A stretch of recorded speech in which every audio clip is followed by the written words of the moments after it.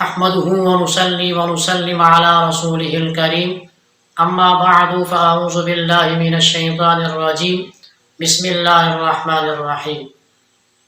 گزشتہ ویڈیو کے اندر آپ احباب نے اس چیز کو اچھی طرح سمجھ لیا ہوگا،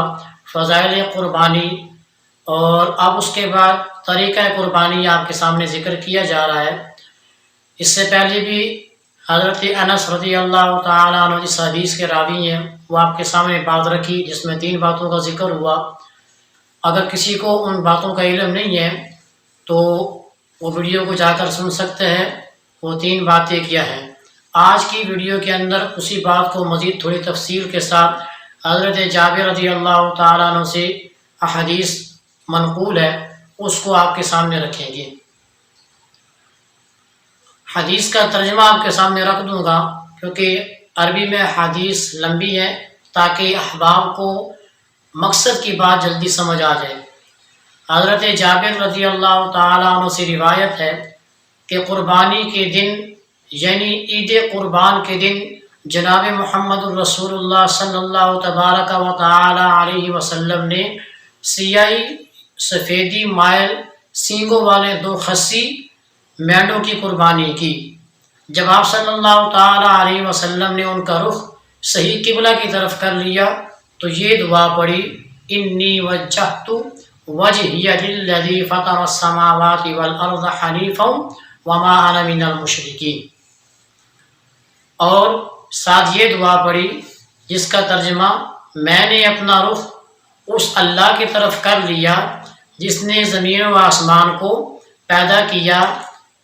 طریقہ پر ابراہیم کے طریقے پر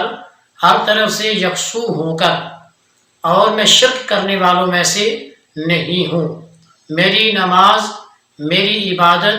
میری قربانی، میرا جینا اور مرنا اللہ رب العالمین کے لیے ہے، اس کا کوئی شریک نہیں، اور مجھے اسی کا حکم ہے اور میں حکم ماننے والوں میں سے ہوں۔ اے اللہ، یہ قربانی تیری ہی طرف سے اور تیری ہی توفیق سے ہے اور تیرے ہی واسطے سے ہے، تیرے بندے محمد صلی اللہ تعالی علیہ وسلم کی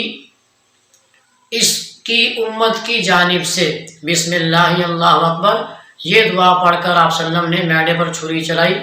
اور اس کو ذبح کیا۔ اب یہ حدیث مسند احمد میں بھی ہے، سنن ابی داؤد میں بھی ہے، ابن ماجہ میں بھی اور سنن دارمی میں بھی۔ احادیث کی 4 کتابوں کے اندر یہ حدیث موجود ہے جس میں اللہ کے نبی نے دعا پڑھی اور اس کے بعد جو ترجمہ آپ کے سامنے رکھا، پھر وہ دعا پڑھی اور اس کے بعد پھر بسم اللہ اللہ اکبر کہہ کر اس ذبح کرنے والے جانور کو ذبح کیا۔ اب اس کی تشریح تھوڑی سی آپ سمجھ لیجئے کہ ترجمے کے اندر کچھ باتیں ہم نے پڑھی۔ قربانی کے وقت رسول اللہ صلی اللہ تعالی علیہ وسلم کا اللہ تعالیٰ سے یہ عرض کرنا کہ میری جانب سے اور میری امت کی جانب سے یا میرے ان امتیوں کی جانب سے جنہوں نے قربانی نہیں کی، جیسے اوپر حدیث میں آپ نے اس کے ترجمے میں سنا بھی ہے کہ اللہ کے نبی نے جانور قربان کرنے سے پہلے جو اللہ تعالیٰ سے التجا کی، مناجات کی کہ میری نماز، میری عبادت، میری قربانی، میرا جینا، میرا مرنا سب اللہ کے لیے ہے۔ تو اس کی تشریح میں یہ شارح لکھتے ہیں، ظاہر ہے کہ یہ امت کے ساتھ رسول اللہ صلی اللہ تعالی علیہ وسلم کی انتہائی شفقت و محبت ہے، لیکن ملحوظ رہے کہ اس کا مطلب یہ نہیں ہے کہ آپ صلی اللہ علیہ وسلم نے ساری امت کی طرف سے یا قربانی نہ کرنے والے امتیوں کی طرف سے قربانی کر دی اور سب کی طرف سے ادا ہو گئی، بلکہ اس کا مطلب یہ ہے کہ اے اللہ، اس کے ثواب میں میرے ساتھ میرے امتیوں کو بھی شریک فرما۔ ثواب میں شرکت اور چیز ہے اور قربانی کا ادا ہونا دوسری چیز ہے۔ یہاں پر یہ مسئلہ ہمیں سمجھ آیا کہ جس میں اللہ کے نبی نے قربانی کرنے سے پہلے اللہ کے نبی نے التجا کی، اللہ تعالیٰ سے گفتگو کا ایک عاجزانہ طریقہ اپنایا جس میں کہ یا اللہ، میری نماز، میری عبادت، میری قربانی، یہ چیزیں آپ کے لیے ہیں، تو اس کی تشریح میں یہ بات ہمیں ملی کہ اللہ کے نبی نے قربانی اپنی امت کی طرف سے کی یا اپنے ان امتیوں کی طرف سے کی کہ جو قربانی نہیں کر سکتے۔ اس کی وجہ یہ نہیں ہے کہ امت محمدیہ قربانی کرنا چھوڑ دے یا امت محمدیہ کے وہ غریب جو قربانی نہیں کر سکتے وہ قربانی نہ کریں، بلکہ وہ بھی کوشش کریں کہ کبھی نہ کبھی قربانی کر کے اس ثواب کو حاصل کریں، اور جو مالدار ہیں وہ صرف قربانی نہ کریں بلکہ اچھے سے اچھا جانور لے کر قربان کریں۔ تو یہ جو حدیث میں الفاظ آئے ہیں کہ اللہ کے نبی نے فرمایا کہ یہ قربانی میری طرف سے، میری امت کی طرف سے، مقصود اس سے یہ تھا کہ اللہ کے نبی جو جانور قربان کر رہے ہیں اس ثواب میں اللہ کے نبی نے اپنی امت کو نہیں بھولا، اپنی امت کو نہیں بھولا کہ جو عمل سرکار دو جہاں کر رہے ہیں، اللہ سے التجا کی کہ باری تعالیٰ جو عمل میں کر رہا ہوں قربانی کا،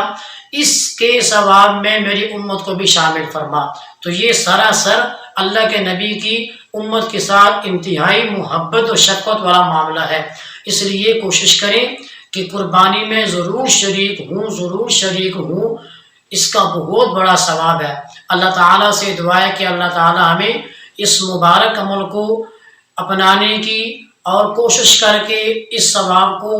ذخیرہ کرنے کی توفیق عطا فرمائے۔ اور سب سے یہاں ایک چیز میں آپ کے سامنے رکھتا چلا جاؤں، خدارہ قربانی کرتے وقت میری اور آپ کی جو نیت ہونی چاہیے وہ مقصود اللہ کی رضا ہونی چاہیے، مقصود اللہ کی رضا ہونی چاہیے، نہ کسی چاچے مامے کو یہ بات بتانی مقصود ہو کہ میں نے اچھا جانور قربان کیا، نہ کسی وڈیرے کو بتانا مقصود ہو کہ بھائی تو کر لیتا ہے تو میں نے بھی قربانی کر دی۔ اس طرح کی